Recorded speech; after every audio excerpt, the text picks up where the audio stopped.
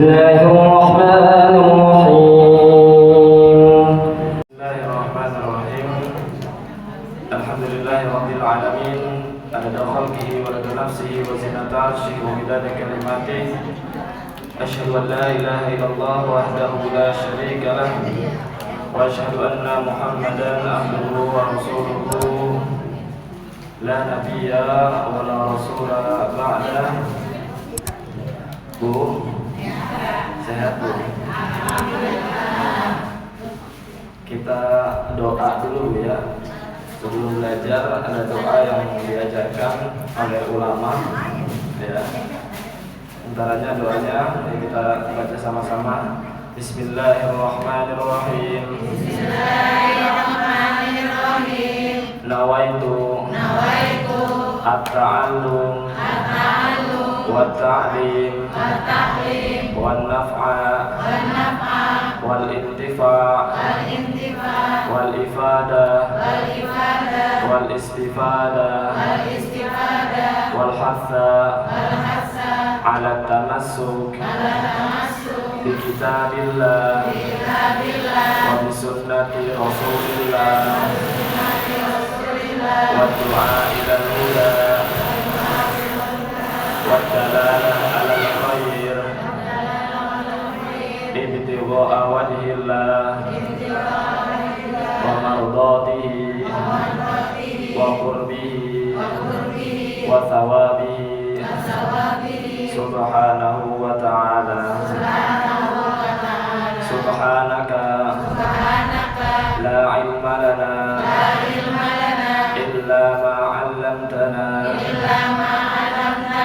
innaka antal alimul hakim. Kita melanjutkan pembelajaran kita Bapak Ibu ya. Hadis ke-15 ya. Hadis ke-15. Gak apa-apa Bu. Ya kita sebagaimana baca kitab, baca hadis itu kagak bosan.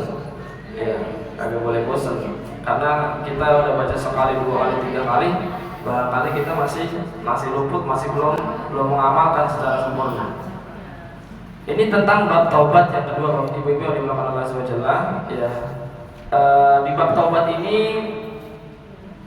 ada dibawakan ayat oleh Al-Imam An-Nawawi. Beliau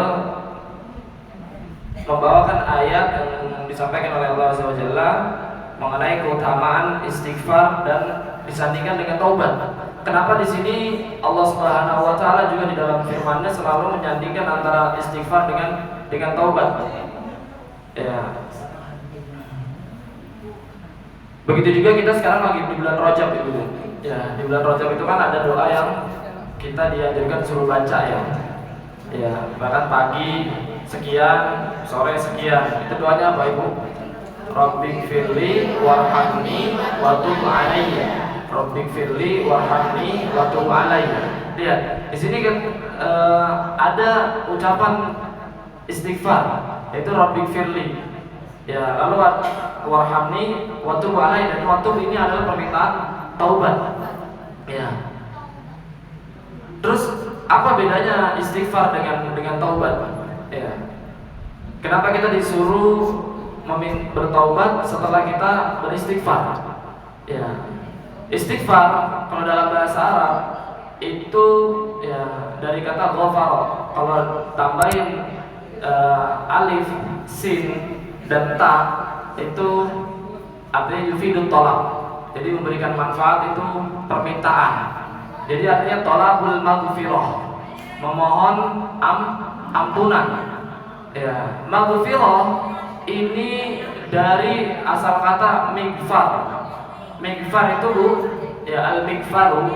Mighfar itu adalah yang biasa digunakan oleh prajurit perang, ya penutup, ya untuk melindungi wajahnya itu daripada musuh, daripada sabetan pedang maupun senjata yang lain, itu mighfar. Jadi istighfar ini itu kita meminta perlindungan. Misalkan ditutup, ada penutup kepala, tapi dia cuma bisa menutup. menutup tapi nggak bisa melindungi. Nah, mikfar ini dia bisa menutup dan juga bisa melindungi. Contoh kita pakai peci, saya pakai peci. Ya, kalau saya pakai peci ini kan menutup ya. Tapi kalau disambut sama batok bambu gitu ya, kencang kepala saya belepak gitu kan. Iya. Nah, itu tetap sakit ya. Ya, peci ini kagak melindungi. Dia cuma nutup. Nah, mikfar itu dia bukan sekedar menutup tapi dia juga melindungi. Ya. Bukan juga menutup tapi juga melindungi. Nah, jadi seorang mukmin, seorang muslim ketika Allah Subhanahu wa taala perintahkan untuk beristighfar, ya. Itu dia sedang meminta ditutup. Apa yang ditutup? Dosa-dosanya, aib-aibnya yang dia lakukan. Ya, karena Allah Subhanahu wa taala kalau sudah membeberkan ya aib ataupun dosa kita, wah, udah. Ya, nggak ada celah buat kita itu bangga-bangga di hadapan orang lain. Itu salah satu ujian. Kalau semua keburukan dan dosa yang kita lakukan, ya, maka orang akan mudah lulus daripada penyakit sombong, ujub dan sebagainya. Enggak Allah beberkan, ya Allah Maha menutup aib. Nah, itu adalah hasil daripada permintaan kita kepada Allah Subhanahu wa taala daripada istighfar. Kita ditutup daripada perbuatan-perbuatan kita. Ya, mungkin kalau di majelis taklim, di pengajian kayak begini, solehah semua kan, masya Allah, itu kan baca Quran, baca kitab. Ya, saya juga kelihatannya nih kalau di sini misalkan, ya, ngajar gitu. Tapi siapa yang tahu? Ya, di luar sana, ya, ibu-ibu kagak ada. Saya tahu apa yang saya lakuin, nggak tahu kan? Ya, nggak tahu. Ya, ibu-ibu juga, ya, satu sama lain nggak tahu kan? Ya, di rumah ya kayak gitulah. Ya, semacam baik itu dosa lisan maupun dosa mata, tangan dan sebagainya. Ya, hubungan rumah tangga dan sebagainya. Ya, itu kita kan banyak kekurangan, banyak luput. Nah, kita minta ditutupi oleh Allah Subhanahu wa taala dengan istighfar. Nah, setelah tutup, faedah yang kedua adalah daripada istighfar ini adalah untuk apa? Untuk agar dilindungi. Artinya apa? Karena dosa itu, maksiat yang kita lakukan itu bisa berdampak buruk kepada diri kita sendiri. Ya, bisa berdampak buruk pada diri kita sendiri. Ya, dhaharul fasadu fil barri wal bahri bima kasabat aydin nas.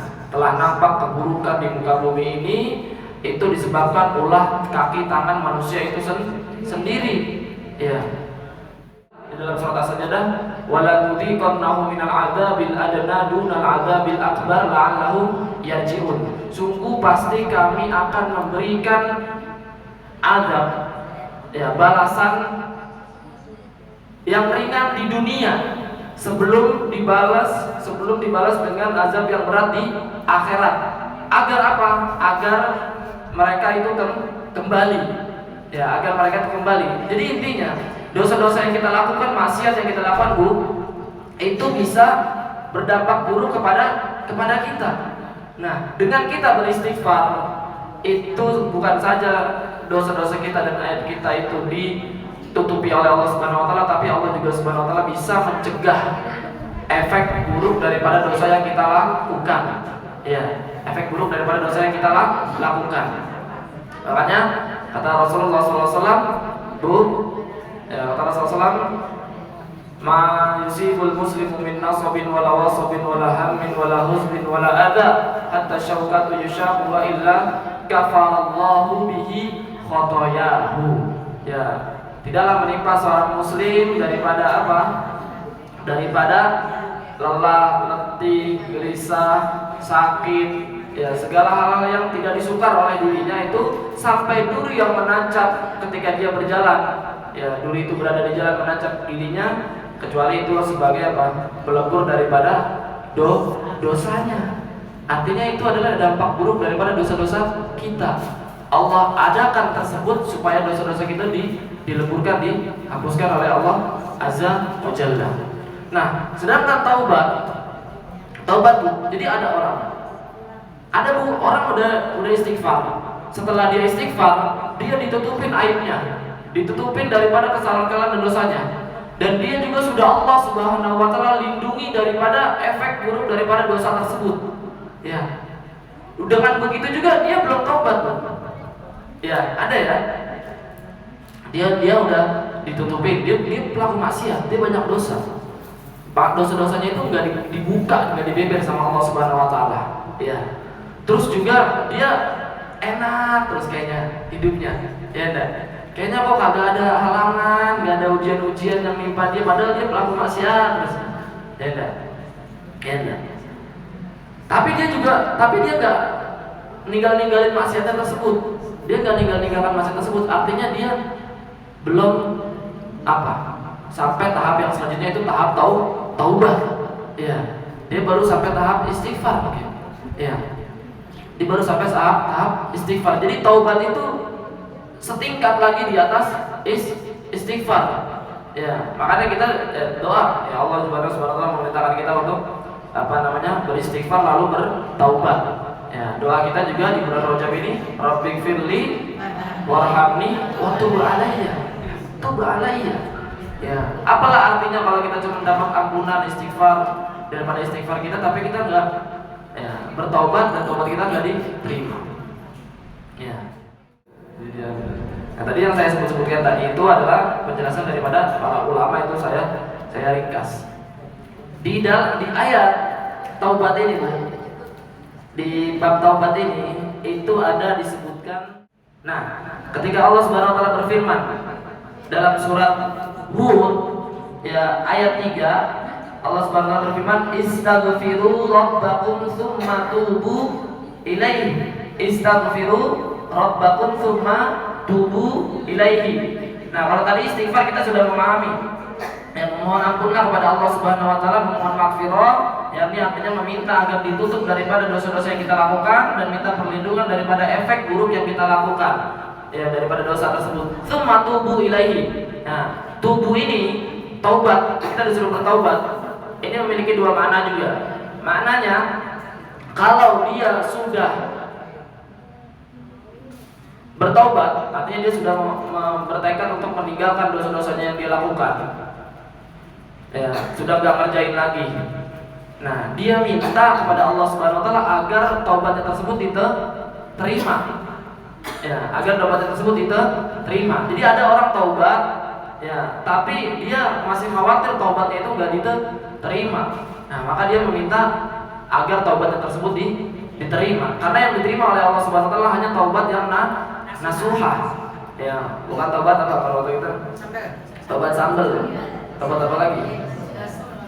Taubat sambel apa? Sambel pete apa sambel? Rawit. Ya, sambel apa aja dah. Pokoknya sambel kan katanya pedas tapi cobain lagi, ya kan? Gitu. Yang kedua, ini juga permintaan taubat, dia agar digunakan, agar diberikan taufik subhanahu wa ta'ala untuk meninggalkan dosanya, untuk bertaubat. Artinya kalau dia belum meninggalin kan dia belum bertaubat. Nah, karena ada ya, saya pernah didatengin orang itu ya bilang, "Ustaz, anak kok sadar ya, anak ngelakuin dosa ini, sadar, dan anak setiap ngelakuin dosa ini anak nyesel, tapi anak gak bisa ninggalin itu, kenapa Ustaz?" Setiap kali setiap dihadapkan dengan itu ngelakuin lagi ya, tapi sadar habis ngelakuin itu nyesel gitu dosa, tapi setiap dihadapkan lagi ngelakuin lagi gitu ya enggak. Artinya itu dia baru sampai pada taraf istighfar, dia belum Allah berikan taufik untuk bertaubat, untuk meninggalkan dosa-dosa itu secara utuh ya. Itu ya Bu ya. Nah, kita baca hadisnya. Hadis ke-15 ya, di sini tentang taubat, tentang keutamaan taubat ya. Dari Abu Hamzah yaitu Anas bin Malik Al-Ansari radhiyallahu anhu ya. Wa min khuddami Rasulillah sallallahu alaihi wasallam, daripada pelayan Rasulullah sallallahu alaihi wasallam ya. Dia berkata, Anas bin Malik itu ibunya namanya Ummu Sulaim. Dia punya nama ibu namanya Ummu Sulaim. Ya, ketika Rasulullah SAW itu datang ke kota Madinah, ya orang-orang itu berbondong-bondong, orang-orang Ansor, orang Madinah pada ngasih apa yang mereka punya. Bahkan sampai rumah ya Abu Ayyub Al-Ansori itu rela ditinggali oleh Rasulullah SAW. Ya, sedangkan Ummu Sulaim ini nggak punya apa-apa, dia miskin. Ya, tidak punya apa-apa, dia hanya punya yang berharga itu daripada anaknya, itu Anas bin Malik. Ya, maka diserahkan Anas bin Malik ini kepada Rasulullah SAW untuk rela dijadikan khodim, pelayan, membantu Rasulullah SAW. Ketika diserahkan ke Rasulullah SAW itu usianya 10 tahun. Ya, 10 tahun. Dan Rasulullah SAW di Madinah itu hidup selama berapa tahun? 10 tahun. Ya, jadi sampai Rasulullah SAW wafat itu dia berbakti atau melayani Rasulullah SAW selama 10 tahun. Ya. Tapi barokah berkhidmat kepada ulama, apalagi kepada Nabi, kepada Rasul, ya Anas bin Malik menjadi rujukan ilmu para sahabat yang lainnya. Ya. Saya punya guru itu Kiai Marwazi, ya di Tebet itu. Kiai Marwazi itu dia berkhidmat melayani Syekh Yasin Al-Fardani, ya itu waktu di Mekah itu dari usia 19 tahun. Ya, kurang lebih hampir sampai usia beliau 30 tahun lebih. Ya. Sekarang akhirnya di sini di Jakarta ya jadi rujukan ilmu juga. Ya, sanad karena saya Yasin Al-Fardani ini menjadi terkenal dengan Musnidul Asr. Ya, yang pemilik sanad pada zaman itu. Sanadnya banyak dari setiap cabang ilmu dan tinggi-tinggi. Almarhum juga Kiai Babaji ya Hasan Al-Basri itu juga menjadi pelayan, jadi khodim juga ya, Habib Zain bin Sumit di Madinah. Berapa tahun ya? Ada 15 tahun.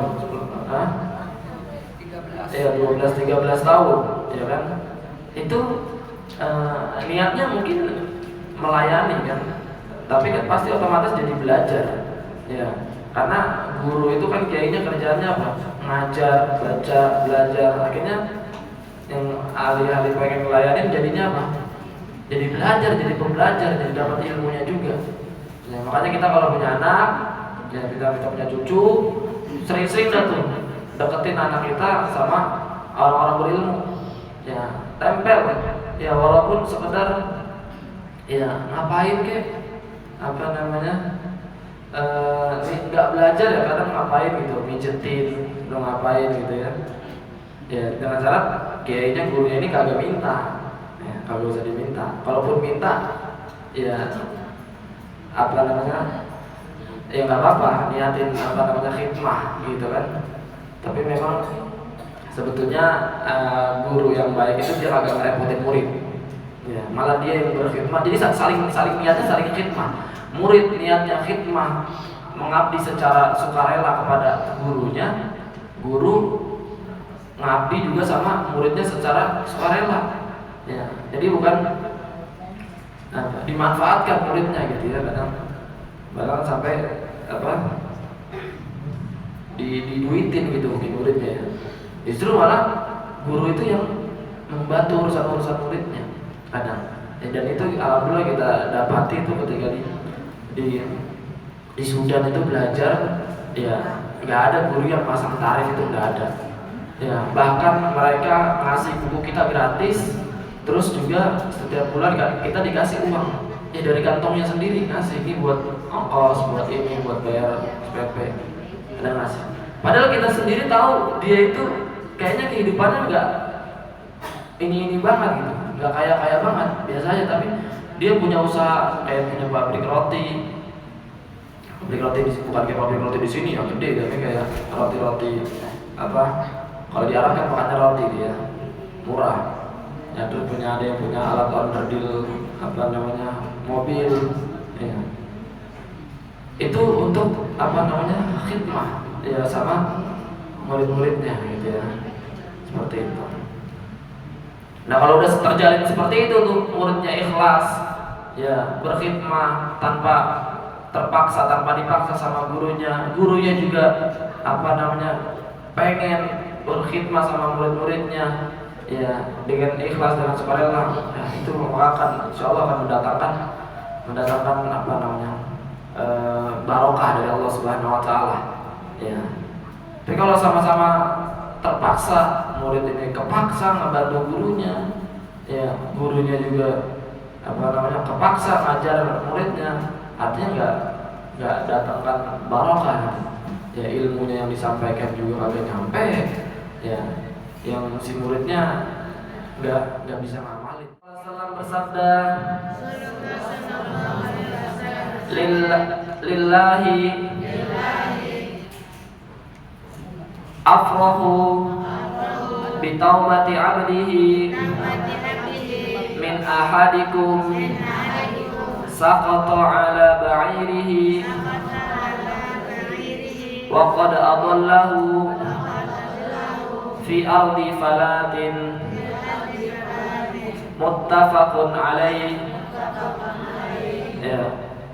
Kata Rasulullah SAW, sungguh Allah itu lebih gembira dengan taubat hambanya daripada gembiranya seseorang dari kalian semua yang kehilangan untanya, ia tersesat di suatu tanah yang luas. Ya. Di riwayat Muslim di bawahnya juga dijelasin panjang. Ya. Yang kalau saya sebutkan artinya, sungguh Allah itu lebih gembira dengan taubat hambanya ketika ia bertaubat kepadanya daripada gembiranya seseorang dari kalian yang berada di atas kendaraannya di suatu tanah yang luas, lalu kendaraannya itu kabur darinya, sedangkan di situ ada makanan dan minumannya, sehingga ia pun berputus asa. Ya, kemudian ia mendatangi sebuah pohon dan berbaring di bawah naungannya, sedang hatinya sudah berputus asa untuk mendapatkan lagi kendaraannya tersebut. Tiba-tiba saat ia dalam keadaan demikian, maka kendaraannya itu tampak berdiri di sisinya. Lalu ia mengambil ikatnya, oleh sebab sangat bergembiranya, maka ia berkata, "Ya Allah, Engkau adalah hambaku dan aku adalah Tuhanmu." Ya, jadi dia salah mengucap saking gembiranya. Dia sampai mengucapin, "Ya Allah, Anta abdi wa ana rabbuk." Ya Allah, Engkau adalah hambaku dan aku adalah Tuhanmu. Dan ini ya karena dia senang banget. Jadi kata Rasulullah SAW, Allah itu lebih gembira daripada orang yang dia sedang menaikin onta, di ontanya tersebut ada perbekalan makanan dan minumannya. Ya, dia jalan di padang pasir sendiri, nggak ada orang lain, nggak ada siapa-siapa. Ya, nah tiba-tiba dia kehilangan ontanya. Mungkin lagi berhenti turun sejenak. Ya, di sini dikatakan ya, ontanya ini kabur, nggak ada orang, nggak ada siapa-siapa di tanah tandus. Dia sangat membutuhkan ontanya tersebut karena ontanya itu membawa bekal makanannya. Tiba-tiba dia kabur. Ya, dia udah nyari-nyari nggak ketemu sampai putus asa. Ya, sampai dia mendapati sebuah pohon yang rindang. Dia duduk bersandar di pohon tersebut sampai ketiduran. Bangun tidur, ya ternyata dia dapati onta tersebut ada di sampingnya. Ya, dia udah putus asa, udah ini sampai kecapean nyari-nyari, akhirnya pohon dia istirahat. Tahu-tahu bangun tidur ada ontanya. Seneng banget kan? Girang. Ya, girang. Allah itu lebih girang daripada orang tersebut. Ya, Allah lebih girang ketika ada hambanya itu bertaubat daripada dosa-dosanya, daripada maksiatnya. Kegembiraan Allah itu melebihi kegembiraan seseorang tersebut yang tadi mendapati onta yang hilang, yang dia sangat membutuhkan onta tersebut. Ya, bahkan sampai orang tersebut mengatakan ucapan kufur. Dia mengucapkan ucapan kufur. Dia mengatakan apa? Engkau adalah hambaku. Ya Allah, Engkau adalah hambaku dan aku adalah Tuhanmu. Ini perkataan kufur, Bu. Ya, secara lisan ini kufur. Ya, cara zahir, tapi kita nggak boleh langsung mengakui kufur sampai kita jelas kenapa dia mengucapkan itu. Ternyata dia mengucapkan itu karena saking gembiranya, saking girangnya, saking senangnya. Jadi salah mengucap. Harusnya ya Allah, anta rabbi wa ana abduk. Ya Allah, Engkau adalah Tuhanku dan aku adalah hambamu. Tapi dia bilang apa? Ya Allah, Engkau adalah hambaku dan aku adalah Tuhanmu. Ya. Allah dibilang hambanya, dia mengaku sebagai Tuhannya. Nah, ini ucapan kufur. Tapi di sini Allah maklumi, Allah ma'dzurkan karena dia mengucapkan tersebut saking gembiranya atau saking senangnya. Makanya salah satunya di antara syurutul hakim, syarat hakim itu saat memberikan keputusan ya kepada pelaku yang sedang dia sidang, itu dia nggak boleh dalam keadaan lagi saking senang-senangnya, juga nggak boleh dalam keadaan lagi marah ya. Karena apa? Karena dua keadaan ini bisa merubah apa? Bisa merubah keputusannya ya. Jadi orang itu kalau saking senangnya kadang mengucap sesuatu yang gak dia sadari. Ada orang juga kalau lagi marah dia bisa mengucap sesuatu yang gak dia sadari ya. Sama ketika seorang laki-laki, seorang suami ibu ya, dia terlontar dalam lisannya ucapan apa? Talak ya, ucapan cerai, tapi dalam keadaan marah ya, ya, itu yang disepakati oleh ulama itu enggak diterima ya. Talaknya itu enggak sah kalau dia dalam keadaan apa? Marah ya, kecuali memang dia sadar akan ucapan itu dan dia meniatkan itu, jadi tetap ada syaratnya. Tapi kalau dalam keadaan tidak marah dan ini itu diterima. Daripada hadis ini Bu ya, ya, yang pertama adalah bahwasanya curahan rahmat Allah Subhanahu wa taala kepada hambanya itu bisa berupa penerimaan taubat dan kecintaan Allah terhadap mereka ya, sebagaimana firman Allah Subhanahu wa taala ya, innallaha yuhibbut tawwabina wa yuhibbul mutatahhirin. Allah mencintai orang-orang yang bertobat dan menyukai orang-orang yang mensucikan diri. Ya, Allah merahmati orang-orang yang senantiasa bertaubat. Yang kedua adalah yang kita bisa ambil daripada hadis ini adalah anjuran dan himbauan untuk melakukan taubat. Bu, taubat itu kata ulama wadhifatul umur, adalah pekerjaan profesi setiap hari selama hidup. Ya, jadi profesi yang tidak pernah luput daripada manusia. Ya, jadi gak ada orang udah lulus taubat itu. Selama dia masih hidup, itu kewajiban dia masih melekat, yaitu kewajiban taubat. Ya, kewajiban taubat. Maka nanti ada hadis yang selanjutnya itu, sungguhnya Allah menerima taubat hambanya malam yugorgir. Ya, selama hamba tersebut belum sampai tenggorokan, ya, nyawanya itu belum ditarik sampai tenggorokan. Tapi kalau memang udah ada tanda-tanda mau mati nih, lagi sakaratul maut ya, udah mau meninggal, dia bilang taubat gitu ya. Nah, itu diperselisihkan sama ulama diterima atau tidak taubatnya, karena dia tahu bahwa di depan dia udah ada kematian. Jadi taubatnya itu nggak ikhlas, nggak secara penuh, tapi karena takut akan mati seperti itu. Nah, ini wadhifatul umur ya. Wadhifatul umur adalah kewajiban kita semua untuk terus bertaubat. Nah, yang ketiga juga faedah daripada hadis ini, bahwasanya tidak ada dosa bagi orang yang melakukan kesalahan tanpa disengaja. Ya, kalau sengaja ya itu bisa diundur. Ya, sebagaimana dia tadi mengucapkan perkataan yang kekufuran, perkataan dosa, maka tidak menjadi dosa. Ya. Banyak sekali dalam syariat ini, dalam Islam yang apabila dilakukan tidak sengaja maka tidak menjadi dosa. Ya, banyak contoh dalam puasa, misalkan ya nggak sengaja minum, lupa makan, ya dia nggak dosa. Malah itu rezeki. Ya, tapi syaratnya kagak diterusin. Pas ingat langsung ditaruh tuh bawahnya. Pas ingat langsung ditaruh tuh gelasnya. Nah, oh ya ingat puasa.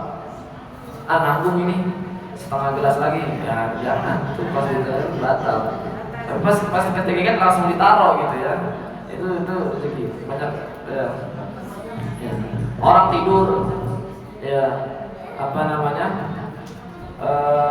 tidur terus akhirnya dengan tidurnya itu dia luput daripada sholat. Ini ada tafsir, ada dua. Kalau misalkan dia sebelum tidurnya itu yakin akan bangun sebelum berakhirnya waktu sholat, dan dia sudah menempuh cara untuk dia bisa bangun, nyalain alarm, terus juga ngasih tahu keluarganya agar dibangunin. Dan dia tapi yakin ya dia akan bangun, misalkan dia tidur jam 11, biasanya dia bangun jam 2 lah maksimal, jam setengah 3 sebelum asar. Ya ternyata dia tidur, bangunnya itu habis asar, jam 4 atau setengah 5. Ya maka dia diuzur itu. Dia nggak berdosa, ya, dan bahkan dia boleh setelah bangun tidur boleh melakukan aktivitas lain selain sholat.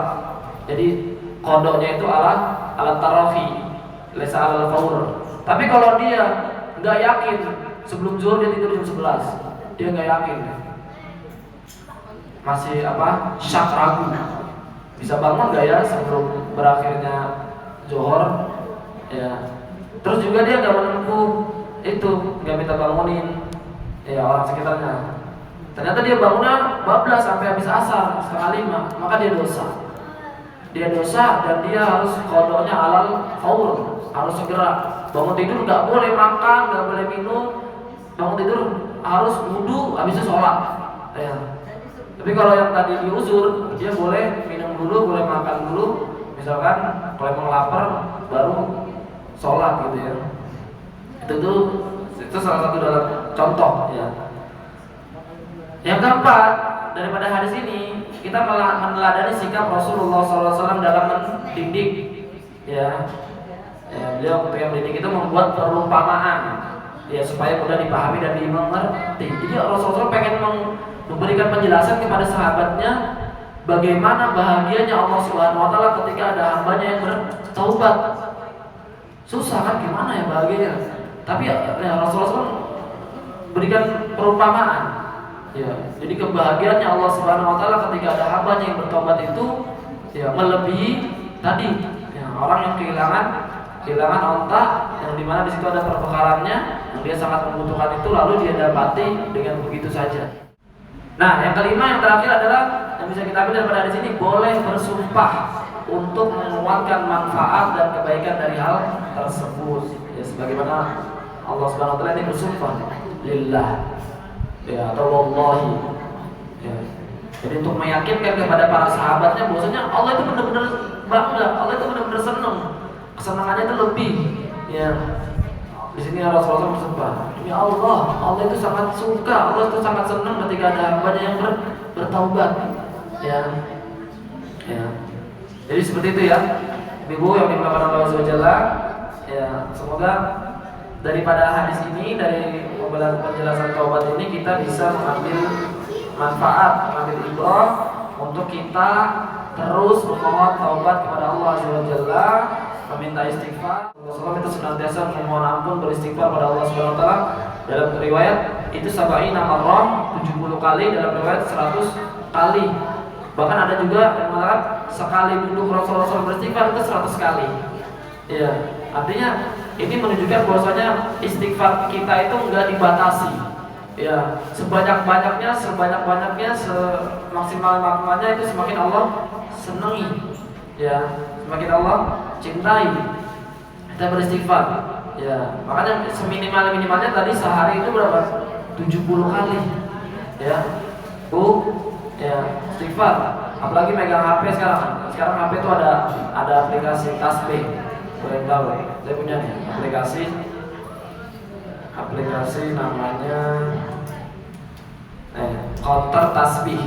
Ini sering saya pakai, counter tasbih. Kita mau istighfar, misalkan sehari, misalkan 1000 atau 100, 700, ada lagi. Jadi HP yang dibikin ini istighfar. Astagfirullah. Ya, lagi ngumpul-ngumpul kayak gini ya. Yang penting kan kita mau kayak gini nih, duduk ya, biar mulutnya tetap dapat pahala juga, telinga dengerin sambil istighfar gitu. Jadi ada target-target gitu ya, istighfar. Apalagi ini bulan baik ya, bulan Rajab ya, daripada bulan-bulan haram. Ayo kita perbanyak ya. Kata Rasulullah inna iddat asyhuri indallahi 12 syahran fi kitabillah yawma khalaqas samawati wal ardi minha arba'atun hurum. Ya. Allah memiliki 12 bulan dan di antara 4 bulannya itu adalah bulan haram. Ya. Kata Rasulullah SAW salatun mutawaliyat.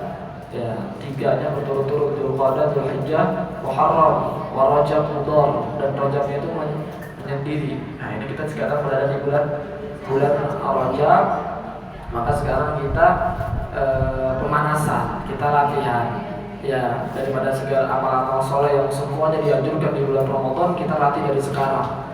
Ya, baca Qur'annya, ya, sholat sunnahnya, ya, sodakohnya, ya, itu dikerjakan dari sekarang. Khususnya membaca Al-Quran ya, baca Al-Quran. Kalau bisa Rajab ini ditarget udah khatam gitu kan, nanti Sya'ban khatam lagi, nanti Ramadan bisa lebih dari sekali, bisa 2-3 kali seperti itu ya. Jadi kalau sudah dipersiapin ya, sebagaimana orang pengen berperang ya, orang pengen bertanding, itu butuh pemanasan ya, butuh pemanasan, butuh latihan. Kita cukupkan ya pengajian kita, apa yang kita sampaikan.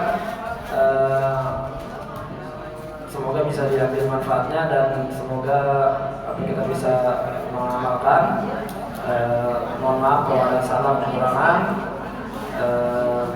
Wassalamualaikum warahmatullahi wabarakatuh. Walhamdulillahirabbil alamin. Subhanakallahumma wa bihamdika asyhadu an la ilaha illa anta astaghfiruka wa atubu ilaik. Assalamualaikum warahmatullahi wabarakatuh.